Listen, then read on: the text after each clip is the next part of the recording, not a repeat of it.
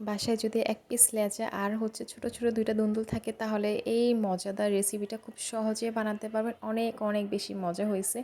তা আমি দুন্দুলগুলোকে একদম চিকন করে মানে ছোট ছোট করে কেটে নিলাম, আর এখানে অনেকগুলো পেঁয়াজ কাটছি, আর হচ্ছে এক পিস যেহেতু লেজা ছিল তো সেটা দিয়ে রান্না করব। তো লেজাটা হচ্ছে আমি একটু পানিতে একটু হলুদ আর একটু মরিচ দিয়ে হচ্ছে সিদ্ধ করতে দিলাম। তো এখানে হচ্ছে আমি একদম পানিটা শুকিয়ে ফেলছি লেজাটার। আর এখন এটাকে হচ্ছে আমি একদম বেছে নিয়েছি, একদম কাটা সবগুলো মানে ফালাই দিছি। লেজা তো যেহেতু কাটা বেশি থাকে সুন্দর করে বেছে সবগুলো কাটা ফেলে দিছি। এবং কড়াইতে হচ্ছে একটু বেশি করে তেল দিয়ে বেশি পরিমাণে হচ্ছে পেঁয়াজ কুচি দিয়ে একটু ভেজে নিচ্ছিলাম। পেঁয়াজের পরিমাণটা বেশি দিলাম।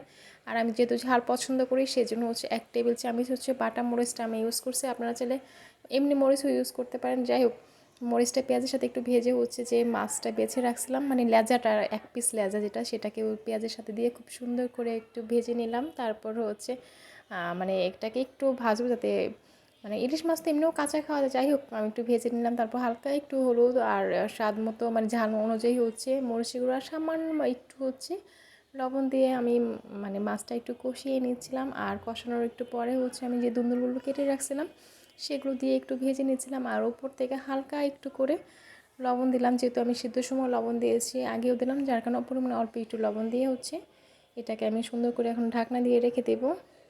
আর এর মধ্যে হচ্ছে কয়েকবার আমি নাড়াচাড়া করে নিয়েছি। আমি কিন্তু এখানে আলগা কোনো পানি অ্যাড করি নাই, যা ধুন্দুল থেকেই তো পানি বের হয়, তো ওই পানিতেই হচ্ছে মানে কষানো হয়ে যাবে। তো এইভাবে হচ্ছে আমি কয়েকবার কষিয়ে নিলাম।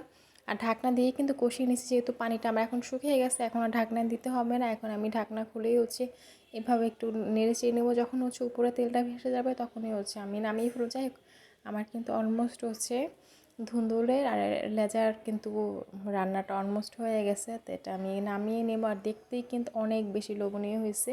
তা আমার বাসায় এক পিস লেজা ছিল, যার কারণে আমি এক পিস দিয়ে মানে লেজা দিয়ে রান্না করছি। আপনাদের বাসায় আরও থাকলে আপনারা আরও বেশি করে রান্না করবেন, যেহেতু আমরা মানুষ দুইজন, খুব বেশি লাগে না। যাই হোক, আমার তরকারিটা কিন্তু হয়ে গেছে। এত বেশি লোভনীয় হয়েছে আর দেখতে এতটা সুন্দর হয়েছে যে খেতে এখনই মনে যাচ্ছে। তো আপনাদের যদি ভালো লাগে অবশ্যই ভিডিওটা লাইক কমেন্ট শেয়ার করবেন, আর অবশ্যই রান্না করে একবার খাবেন। আল্লাহ হাফেজ।